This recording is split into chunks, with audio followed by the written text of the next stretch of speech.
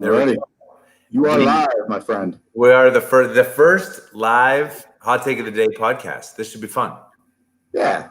Well, give people a minute or so to kind of hop on in. For sure. What's have you been watching any of this RRC podcast? Or I don't even want to. It's like anything that's streamed now is a podcast. The live Royal Rumble from Midland.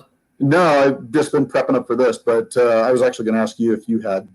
I had been watching some of it. Yeah, I mean, it feels dead on arrival, and it again. I think, obviously in the white paper we talked about regulating flaring. If the RRC just said, look, if you're flaring, all flaring is banned temporarily for 180 days, then all the wells that were new and early time, and there was a question Commissioner Sitton asked to Matt Gallagher of Parsley, and said, do you think that regulating flaring and banning flaring would be a more equitable way of prorating? And, the answer sort of in an avoided way was yes. So, but the core issue to me, Glenn, is that everyone at the RRC hearing is missing the core point, which is, as you know, 20 million barrels a day oversupplied even after the 10, which means that you're selling barrels to a financial player who's going to take those barrels and resell them. And so if we think about February, and the Chinese demand was down 3 million barrels a day, and that knocked $12 a barrel from the price. So to me, I think about every day we overproduce by 20 million barrels is like 10 days where the world has to endure $8 a barrel less price. So 30 days of overproduction is like another year. And we're starting to have zero capital activity creep into 2021 at this point. So okay, that's that. Not to cut you off on that one, but we're gonna get rolling here. We're live at this point. Excellent. So I'm gonna bail out on this one, and I'm gonna hand it over to you. So you are live in 5, 4, 3, 2. Thank you, producer Glenn, the man behind the camera. It's like the Wizard of Oz. Hey everyone, welcome to the first live episode of Hot Take of the Day live show. A lot of things been going on in the last month. I hope you're enjoying your quarantine and starting to see the protests. I hope everyone started to see that. The governors this week have been chasing each other to announce who's going to reopen first. And obviously Governor Abbott was first, and then the PAC rim of Oregon, Washington, and California have plans, and now New Jersey, Connecticut, New York are talking plans. So it'll be interesting to see. Our first question, Glenn, if you'd put up our first question from my boy William Lacey up in Calgary. He writes me, we actually exchanged notes. He has a wonderful published note. So if you haven't reached out to him on LinkedIn, you certainly should. He has a great weekly, kind of bi-weekly note that has a lot of great information and some humor. So his question's obviously, when do we have to return to normalcy? And then the protests, yeah. So let's hit that one first, and then how long do I think cuts and shut-ins need to happen to rebalance? Well, on the lockdown, Trump's obviously talked about the 30-day plan, which followed the 15-day plan. So now we're talking April 30th. Unemployment is 16 million in this country. And, something that I hadn't actually noticed was, if you look at the stock of Amazon is at an all-time high. And I think that there's some good to that in terms of technology and efficiency and delivering goods. But on the secondary side, when you think about the economy, Amazon is delivering goods to people that have jobs. And if we don't get people back to work, like the way the economy works, and we'll use some examples throughout the podcast, is that one direct job feeds 5 to 7 indirect jobs. And so if you think about Boeing, Boeing had a piece of news come out today that 150 Boeing 737 MAX is canceled. And if you remember pre-coronavirus, it feels like so long ago, before I didn't have a beard and I had to bring back a hair part, which is circa 1993 hairstyle, because my hair is too long because I can't get a barber. But Boeing was having some 737 MAX issues, obviously with the grounding of all airlines. I question, why are airlines going to go use money to go buy new airplanes in the post-coronavirus time period? I'm not sure that they are.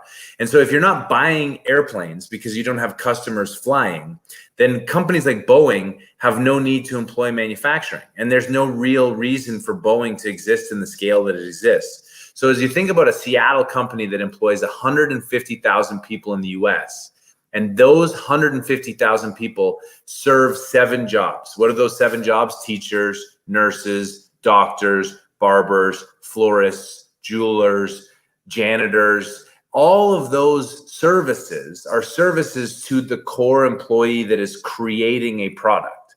So 150,000 Boeing employees create 1 million jobs. And so, tying that back to Amazon and where we are in the economy, Amazon is delivering products of resellers or sellers of goods and services, where if people don't have jobs, they're worried about paying rent and buying food, Amazon doesn't thrive. So to me, I am short. I have taken the first short position in my life, and I am short the S&P because I am concerned gravely that government will not look at the data and restart the economy as soon as they need to. And so my hedge against that is, if they continue acting like idiots, the S&P is going to fall and continue to fall until they stop acting like idiots. In the converse case, where they actually open the economy April 30th and things kind of go sideways, I actually feel I don't mind losing money on the short, because I'm using it as a hedge against the world economy. So when do things have to restart? I would say today. And we'll talk about some of that if you have questions on it. But when will it restart? I mean, when, July 1st, maybe for public sporting events, maybe. So maybe restaurants at half capacity June 1st. Maybe like you can go to the office with 6-foot distances and masks on, maybe May 1st. I don't know. Texas kind of, to me, is going to lead the effort. And then when do I think that cuts and shut-ins, how long do they need to last to rebalance things? 20 million barrels a day. We talked about this before we went live. 20 million barrels a day is how much we're oversupplied. So in 30 days, we have 600 million barrels going to storage, and all of that oil is being bought by non-producers. They'll trickle that back to the market at 2 million barrels a day. So to me, that's 300 days of oversupply for every month that we continue to produce 20 million barrels a day too much. So how long do the cuts need to last? They need to reverse all that storage. So if demand picks up June 1st, cuts need to last, to me, till August. If they don't, I'm starting to project that Q1 and Q2 of 2021 is going to have very few completions in the US and very few drills in the US. So it just, every day that goes by is just a really tough day for energy. So thanks, William, for that. Hopefully that touches on the question in terms of supply, when the economy needs to restart and when we have rebalance. If you want to type in a question, you should be able to comment or submit a question, and as questions come in, we'll be able to answer them. RRC, thanks, Glenn, for that. Why does it take so long to come out, and what will come of it? I mean, politicians. I think that if you had any faith in politicians going into this coronavirus event, I think you have to have none now, because they always are following. And so, they waited until people stopped going to restaurants and stadiums were half full because people were concerned about the coronavirus. Then they locked it down. And now the data is showing that hospitals aren't full, which, if you remember, the flattening the curve goal was to make sure that hospitals were not overwhelmed. We have not overwhelmed the hospitals. So now is the time to start reopening the economy without politicians, or without protests. So to answer the question on the RRC meeting, I mean, they should have regulated flaring 2 months ago. because it was in the best interest of industry, because we already were seeing overproduction because of Chinese demand, and it was unpopular with the environmentalists. So why not take that issue and just say no flaring, it's done? They didn't. So what do I expect from the RRC meeting? I think that there's going to be a whole bunch of talk, a whole bunch of dialogue. Nothing's ultimately going to change, and prices are going to continue to fall as they have this week into the teens until we have another 2 or 3 million barrels a day of organic shut-ins in the US. So the free market works. We just should get there faster, because again, every day we overproduce is 10 days longer before the price recovers to a level that we can restart capital activity. So one more month is one more year of effectively zero capital. So that's what I think the RRC is going to happen. What does it mean when backs? What did backs? Put that up again. Oh, banks. Very helpful. Now go back to the question. What does it mean when banks are getting ready to own energy companies? That's not their business. So, William, I think that's a great question. To be honest, one of my views before coronavirus, when I was thinking about starting up and getting back into industry after having taken sort of 6 months semi-retirement here, was obviously equity is effectively worth zero. And so the banks have two choices, because companies are going to become insolvent because their debt servicing costs are too high. So they'll declare Chapter 11 like Whiting did to restructure. And the challenge with that was that a company like Whiting pre-approved through its own board, who still works for the shareholders, on March 26th, approved a $15 million pay package for the 5 executive members of the team for compensation, and then declared bankruptcy, so that now the creditors don't have a say in that unless they claw it back. So if I'm a bank, and I'll use Wells Fargo as totally a random example, and I own $1 billion of debt in Whiting, and I asked myself, do I really want the same management team that was not able to pay off enough debt and was the first company to declare bankruptcy? Do I really want that team running my asset, because now the board works for me and I own it? And clearly there's no market to sell assets to. So as the bank, I'm not going to get my $1 billion back unless I run it. So are there enough E&P professionals that are now unemployed but talented that could go run these companies for banks? I think so. And so to me, I think that the model is not a technology model, but it's an Airbnb for oil and gas model, which is the banks own the assets and they use teams or technology platforms to run $50 to $100 billion worth of assets simultaneously, at very, very low G&A, at very, very low capital intensity, and figure out how to buy, trade, swap, manage their way into the creditor getting their money back. And then when the market recovers enough to sell, and we'll talk about that, then you can start exiting the bank. But to me, it totally makes sense that banks would take over assets, because the management teams have very clearly shown that they don't understand how to run a business in a commodity price environment that's flat, when there is another goal other than growing production. So yes, I think what banks are doing is the right thing to do. And I think that they can do it successfully. And someone like myself would be interested in doing that, simply because, if anyone's been saying for 17 months to shut down rigs, pay down debt publicly, that guy's been me. So that's probably what I'm going to look to do in the next 6 months. We got a question coming. There we go. Yeah, I mean, Jordan, that's a great question. Appreciate it. I always appreciate your comments. If you don't follow Jordan, like William, has really, really good historical and hashtag keep LinkedIn fun in 2020 posts. So always enjoy reading your stuff, Jordan. Yeah, I mean, very clearly, and I think social media shows it, is that you like to have your own views reaffirmed and hope. We are hopeful. Like when you go to the Avengers and you find out that the main characters die, you don't leave very happy. And so I think as a humanity, we tend to want to have positive optimism. And I am just not very Optimistic. I'm usually a lot more fun and happy and making jokes, but it's really hard because when I look at the world through the lenses I've looked at it through from energy, where we were growing rigs and it made no sense, we were not paying down debt and it made no sense, and we were shoving oil into a world at low returns. And we saw what happened to stocks through 2019, and then we saw what happened in 2020. So yeah, I think people would say now that was very pragmatic, but I was rejected along the way because it wasn't a very good story. The same way when I look at coronavirus, and I've said this online and people have trolled me, but I'll say it again.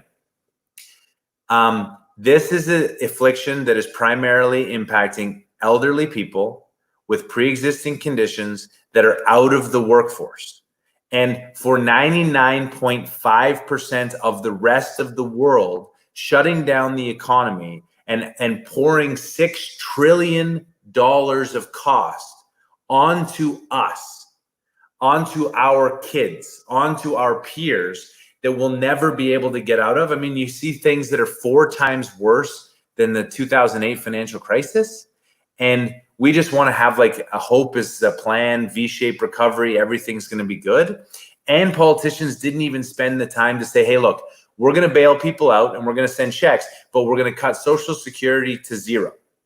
And we're going to put tariffs on oil and put gasoline taxes on to pay for our carbon tax and to pay for this. And that's going to double the cost because nobody likes to do the trade-offs. Everyone likes warm, happy, smiley things. So Jordan, yes. Do I believe I'm realistic? Yes. Do I have a hint of cynicism and pessimism? Yes. But if the data shows me I should get optimistic, I promise you I will be the first to become optimistic. So thank you for that question. Yeah. So I good King of Dirk. I like that. So I did give a speech back when speeches were in vogue and you could go in person before the Bushman look. So about a month ago, I was at the Colorado School of Mines, and what would I give as advice? I would say don't go into oil and gas.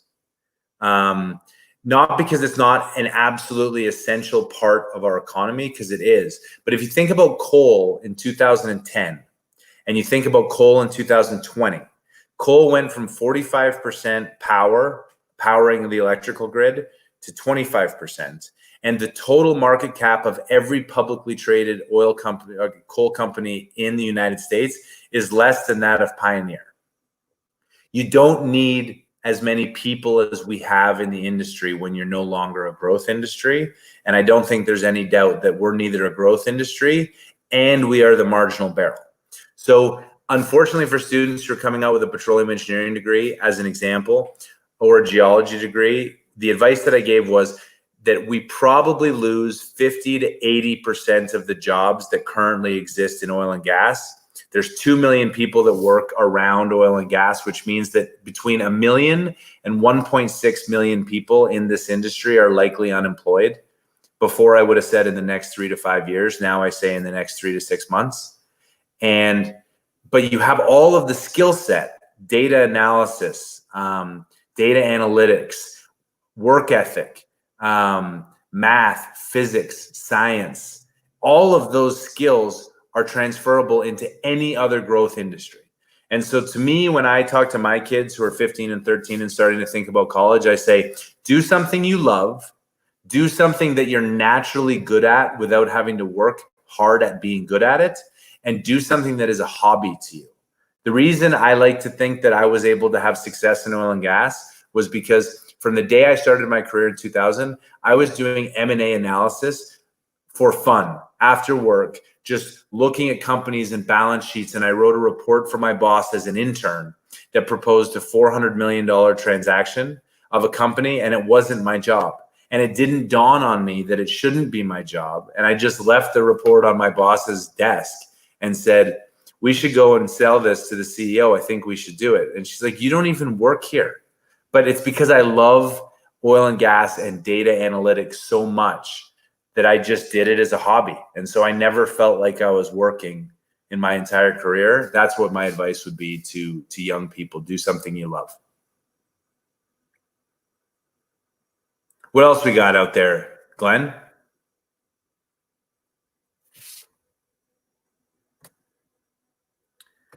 All right. Glenn, you want to hop on? We should just chat while we gather up. Surprise. There he is. So Glenn, what do you think? Well, you heard those questions. What do you think?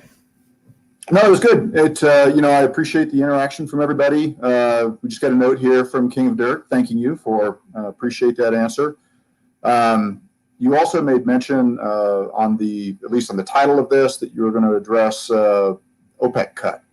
Yeah. Do you want to talk about that at all? Yeah, I mean, look, again, it's really hard, and I'm sure everyone feels about it with the news. It's all COVID all the time. And so OPEC, it's nice that they cut 10 million barrels a day. We're down 30 million barrels a day of demand. And unlike gold that's hoarded, oil is consumed. And if oil consumption doesn't happen, then oil is stored. And the longer oil is stored, then those barrels have to be sold at the expense of producers who would otherwise be selling it. And so, yeah, I guess a nice first step. And I totally understand what Trump was doing, stepping in front of it, because they had no choice but to cut. And I think I saw an article yesterday in Reuters that said that, he still thinks that what they really meant was a 20 million barrel a day cut. And they probably do, because there's nowhere to store it. But which is why I keep pushing on this coronavirus topic, until the world restarts and demand goes back to 100 million barrels a day, everything in oil, nothing we do matters. There's no drilling that makes sense. There's no completions that make sense. There's no workovers that make sense. You're basically just surviving until demand returns. Quite honestly, it's kind of like house arrest, where we're all sort of working and sort of waiting for our cue. But until life restarts, we can't even have aspirations for, like, do I want to start a jewelry store or a flower shop or a restaurant? Because, like, none of those businesses work. So that's kind of where we're at with the OPEC. It was funny. I was driving back. I think we talked about this, Glenn, that golf is an essential service in Arizona. And it may be one of the primary reasons that we've relocated to Arizona for the last 30 days. Right. And so it's been good for my son has improved his golf game a lot, and my hockey playing son is very, very upset at the shutdown. So it is interesting to see the juxtaposition between people's views and their self-interest. My younger son wants to be on the rink. He wants the lockdown to end as soon as possible so he can go play hockey again. Where my older son is stuck in Arizona when it's snowing in Colorado, and he's super excited about the lockdown because it means that he can golf. But nonetheless, as we drove to the course, we went by a strip mall, and there were like 9 stores in there. 3 were restaurants. 1 was a florist. 1 was a nail salon. 1 was a jeweler. And then 1 was like a barber, which clearly I need. And when I think about when we think about the ramifications, all of those businesses are closed. The landowner wants their rent to pay their bills, their property taxes, their mortgage. They can't. All those businesses go out of business, and now there's no new cash to go start a new business, because everyone's afraid to start a business because the government might shut it down again. So now the bank forecloses that strip mall, and then the property taxes that go to pay the healthcare and the education and the infrastructure in the town of Phoenix all go away. So then we lay off all of the healthcare workers, all of the teachers, all of the police, all of the firefighters, all because we shut down the nail salon and the jeweler and the barber and the restaurants that were paying their taxes to keep those services in place. It's so connected, and we forget that for every 1 direct job, 7 other jobs are supported. And without that 1 job, 8 jobs go away. It's crazy to me. Mark, thanks for writing in. What is my view of 2020-2021 consolidation? That is a great question. I'm going to take that in 2 parts. So number 1, the first part is I get a lot of messaging around people saying, "Hey, I want to start a company, and now seems like the time." Warren Buffett says, "When there's blood in the streets, start a company, buy an asset." Well, here's the issue. I'm going to use Whiting because they've already gone bankrupt, and so it's not actually an example because they have to emerge from bankruptcy first. But Whiting has an asset that let's say I want to go buy. What price deck is my funder going to want me to use to buy that asset, do you think? $20, $25, 25 flat, 30? I mean, pick your number, but the buyer is going to use the strip, which is horrible. And the seller is going to want to be paid for $50. And if they don't get paid for $50, they're not going to sell the asset. That's why you can't start a company right now, because no one will sell you an asset unless you dramatically overpay. And your funders, because of what happened to price, your funders will require you to hedge almost all of your production, which if you were lucky, you could hedge it now at 22 or 23 bucks a barrel, which you could never buy an asset at that valuation. So that's why assets aren't selling, which then, so to your consolidation question, until there is a fundamental bid that makes some sense and that every company is worth more than its debt, and make no mistake, no company is worth more than its debt right now. Exxon, Chevron, Pioneer, Neo-G, I would make the exception because they have the best balance sheets in industry. But 95% of companies below 40, their equity is zero and their debt is negative. Their assets are worth less than their debt. So until we see oil get back to 35 or 40, I have a really hard time seeing companies consolidate unless they're two very, very similar companies with two very, very similar balance sheets. They can use 100% equity at zero premium and just trade. And then, unfortunately, fire the staff of one entire side of the company to save all of that G&A. And so the two people at these companies are not going to like me saying it, but like Callan, high debt, Permian player, and CDEV, high-ish debt, Permian player, relatively complementary asset base. They could just exchange shares and then lay off everyone at CDEV, like 100%, save $80 million a year G&A, use all of that surplus cash to pay down debt as fast as they could. And the combined company probably does better until oil gets to 40. But I mean, why would anyone at CDEV do that deal? They wouldn't, because management is getting a salary and the employees are getting a salary. So people are just going to ride their companies into the ground until prices come back, which is why people need to shut production in, because if production doesn't get shut in, oil is not going above 40 until mid-2020 or later. So that's sort of my take on M&A. It needs to happen. It needed to happen over the last year. Right now, it's going to be really, really hard to happen. What else do we got? Oh, that's a good one. Yeah, pull up William's comment, because I actually agree. There you go. So William, I agree with that comment. I guess the point I was making was, if there's 100 people currently working in industry and 80 of them lose their job, every one position that's opened, 80 people, all with experience, are going to be trying to get that job.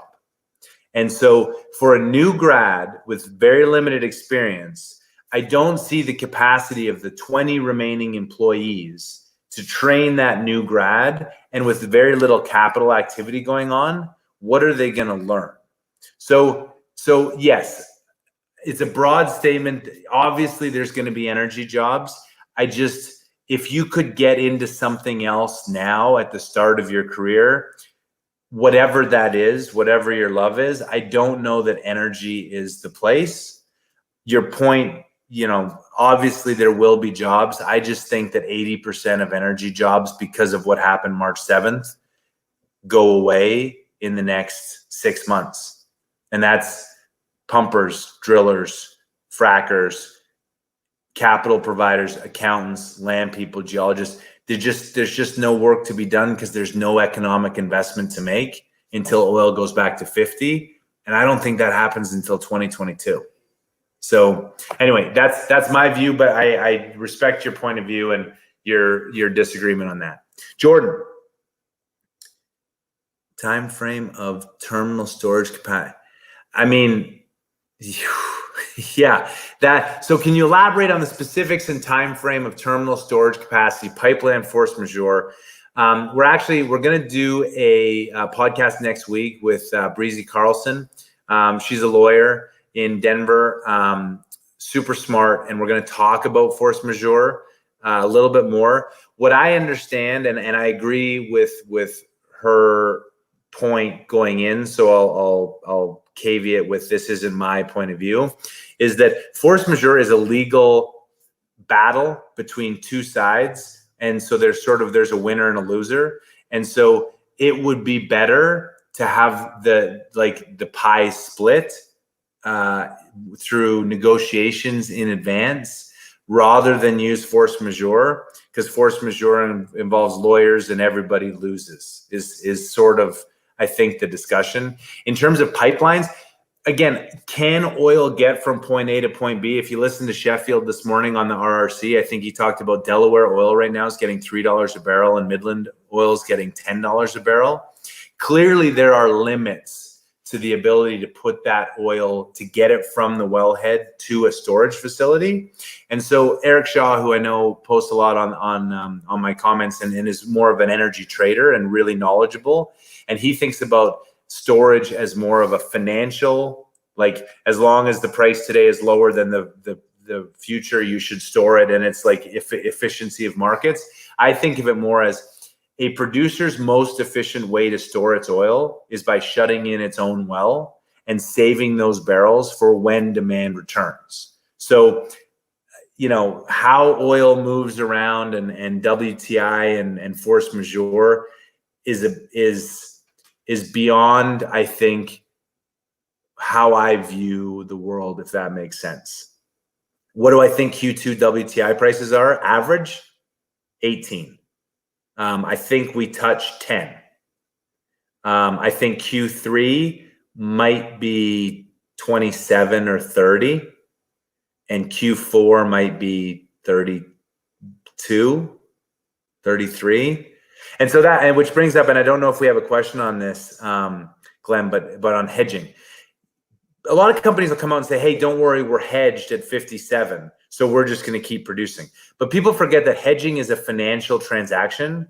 So like you can and we had an episode on this with Aegis, you can restructure that or figure out a way to crystallize those gains without actually producing the barrels. Where hedges used to get producers in trouble was if you hedged at 30 and oil went up to 60 and you were short, you had to buy the makeup, which you didn't typically have the cash to do that.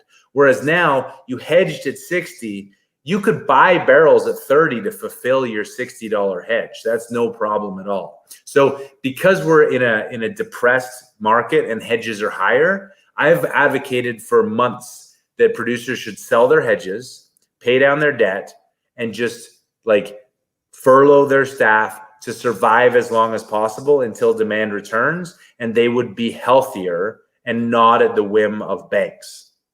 But instead, producers continue to produce. And that's sort of why oil is 21 today and headed into the teens, because there's nowhere to store it.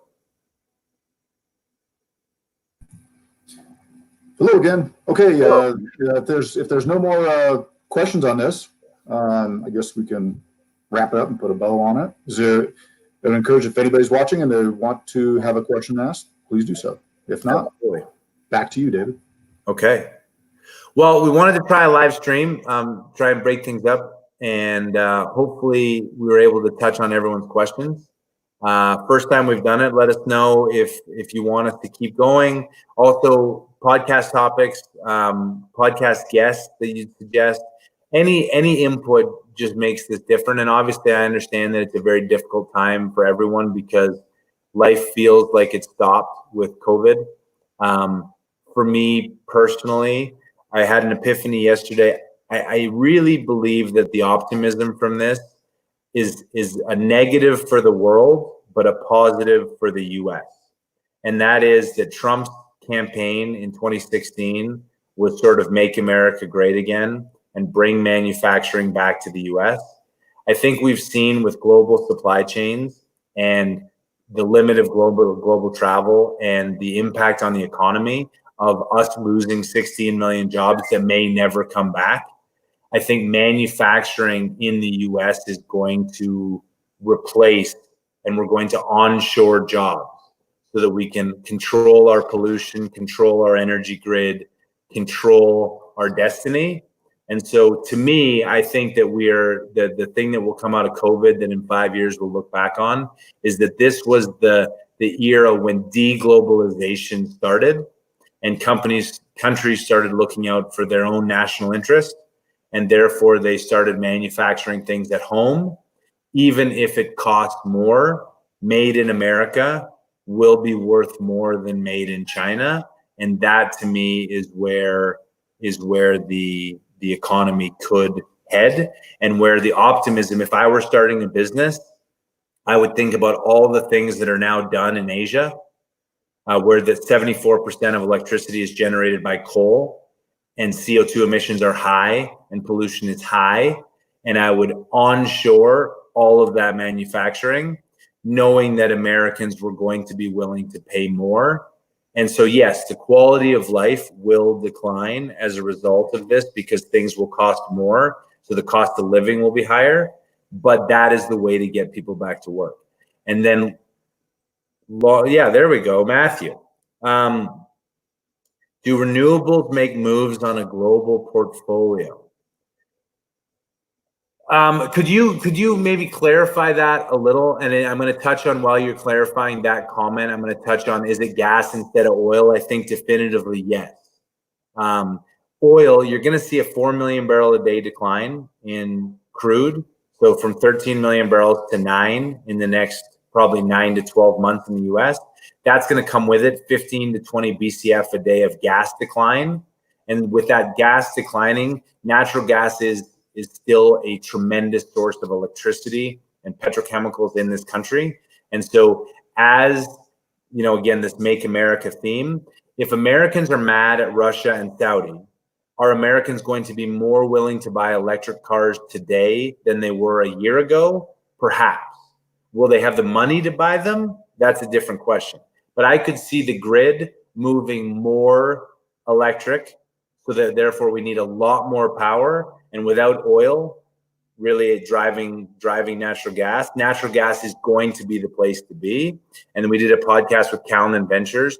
I think they were early, and clearly pricing is poor, but will that be the way of the future? Yeah, I really believe natural gas in 2 or 3 years is really the only thing that is left to invest in for oil and gas in North America. On the renewables question, I want to touch on that. But I don't totally understand it, Matt, and so I apologize. I'll wait till you clarify.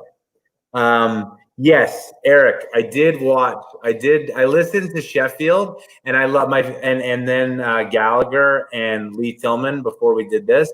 My favorite was when Sheffield, because I only have 2 more minutes, and then went on for like 17 more minutes. It should have been a very easy discussion, which is, waste clearly is happening. When you're selling barrels at 20, you are reducing royalty revenue and tax revenue for the state because prices are so low. No one is consuming the barrels. Therefore, it's being bought by financial players to resell them later without royalties and taxes. And the more we put into storage, the longer it will take for oil prices to recover. Therefore, the best thing Texas can do is shut in 100% of its production until demand returns, to save the state of Texas tax revenue and royalty revenue for all of the landowners, and to prevent waste. End of topic. So there you go. Once the low debt, well-capitalized companies see what they think is the bottom, who's the likely acquisition target? The purchasers avoid shale. Okay, so there's two pieces, and I want to touch on the conventional asset first. On Twitter, a lot of people say, man, I hate shale, go back to conventional. I joined the industry in 2000. The industry had been on decline since 1985. And jobs were scarce. The industry was tough. F&D was climbing like crazy because conventional assets had all been depleted. Now, are there little bumps you could go drill in Kansas or a little play in Nebraska that a small family private office or you and me could go drill and go make money? Maybe. But in terms of the US as a provider of energy globally, a couple bumps doesn't make sense.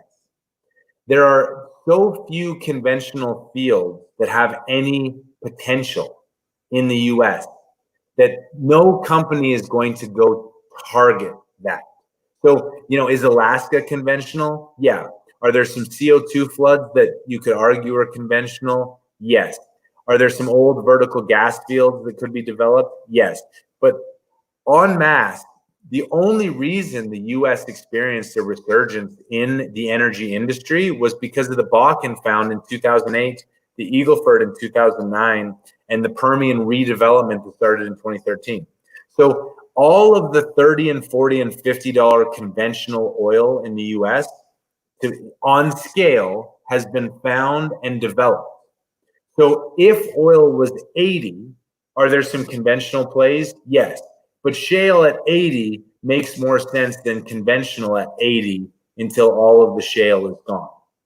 So do I think they go conventional? No, I think they go international because it's very clear that the cost of a barrel in the US and Canada is 50 to 60, and the cost of a barrel in Saudi or Russia or Iran or Iraq or Libya is sub 50. So you want to invest where you can't be the marginal barrel. And what happened with the Saudis and the Russians very clearly showed that the US is the marginal barrel, which is why it shouldn't attract any more investment for a number of years. Now, will mergers happen? Yes. When prices creep back up, they will consolidate G&A with shares. So they won't exchange cash. They'll just exchange shares. They'll lay off all the staff, and then they'll just blow down. And they'll blow down until oil goes back to 50 or 60, when some level of drilling will make sense. But by then, that's 2 years away. Service companies have nobody working for them.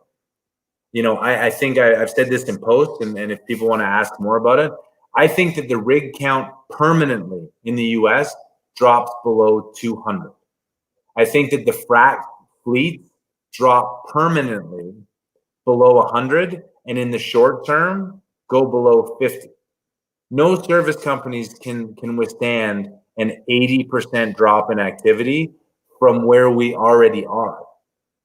So who's left to service the industry, even if oil goes back to 50 or 60?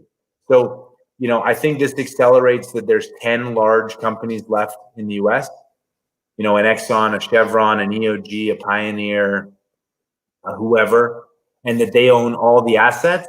And ultimately, I think they end up having to own the rigs and the frac fleet because there's no service companies to be able to run them. That's how dire what happened March 7th was when you combine it with coronavirus, if that makes sense. We had demand destruction, but we also had Saudi and Russia say, you are never going to grow again, ever. And now we have years of oversupply because the demand destruction has been so great that by the time all this plays out, there's nothing left. So, Jordan, you ask why I'm a pessimist. That's what the data says. This is not 1985. This is so much worse.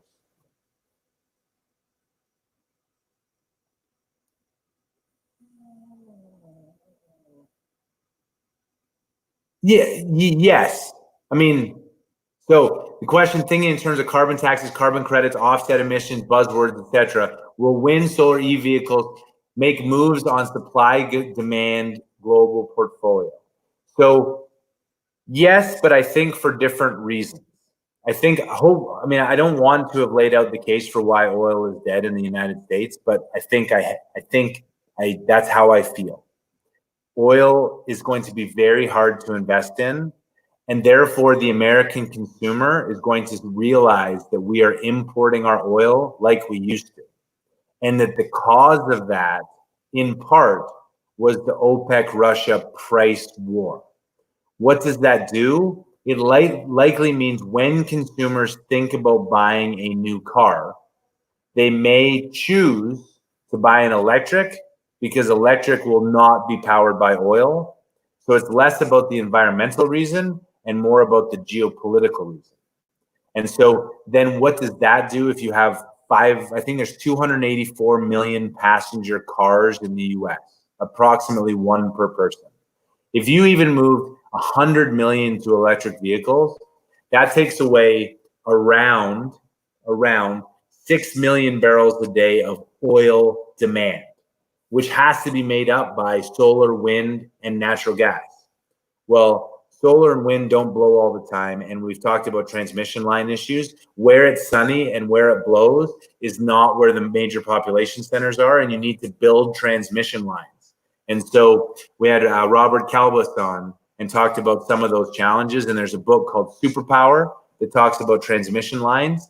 You need eminent domain. And if you think landowners don't like drilling in cities, try pulling an eminent domain to put a power line above someone's house.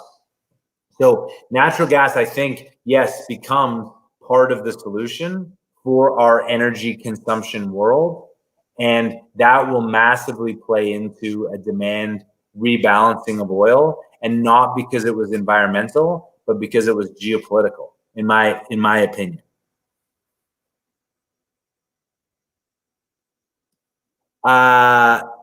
So Hayden, thanks for that question. Will new companies form to buy land? So let's talk about the bankruptcy process and why that's really hard. So before bankruptcy, a company right now who sells an asset, now it could be so shitty that they're just giving it away and it's a very, very small amount of land. Is that possible? Yes. But if you're talking about a meaningful company maker that's an economic asset to drill, if a company hasn't declared bankruptcy, but likely is going to, when they declare bankruptcy, similar to when the Whiting executives granted themselves $15 million before bankruptcy, a bankruptcy court can claw back within 180 days, I think is the number, things that were done when the company was technically insolvent. In the case of an asset sale, if I bought land from company A that went bankrupt, the creditors can have something called fraudulent conveyance, which is that the company did not have the right to sell that asset because it was actually the creditors, and the creditors can come to me and come and get it. So as a buyer, there's a huge risk of fraudulent conveyance to buy before bankruptcy. And then after bankruptcy, the company, what they do is they take most of the debt and they convert it to equity so they don't have to pay interest. But the debt holders now run the company and want their money back. So unless they get a really high price for the land that I'm buying, they're not going to sell it, and they don't need to sell it because they have a fresh balance sheet. And that's the challenge, is I want to buy an asset at 30.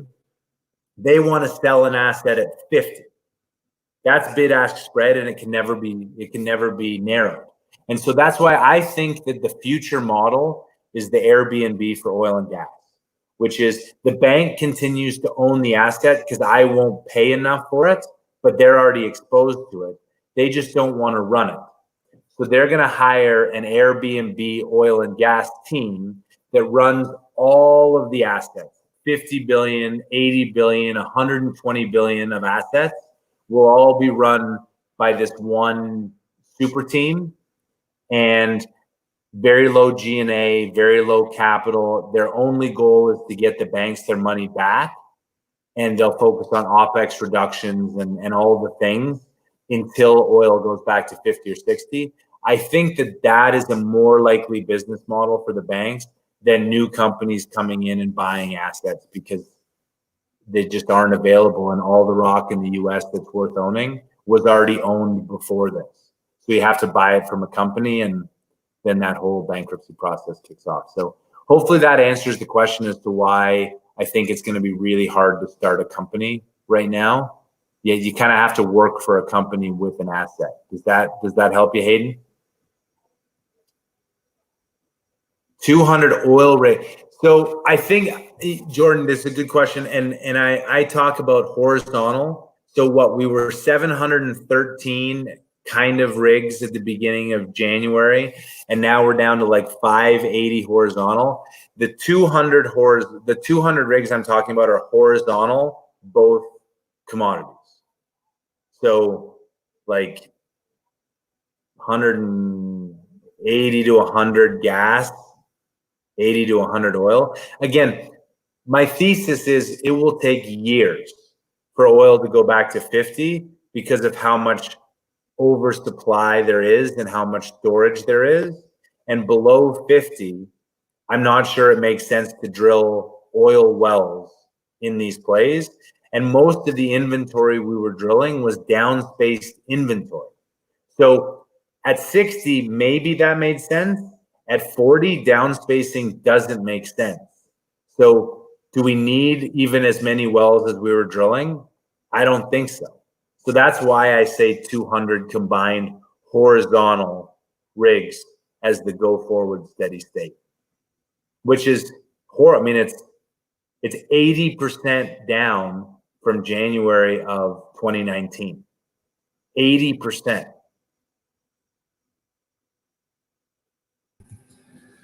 Hey, David.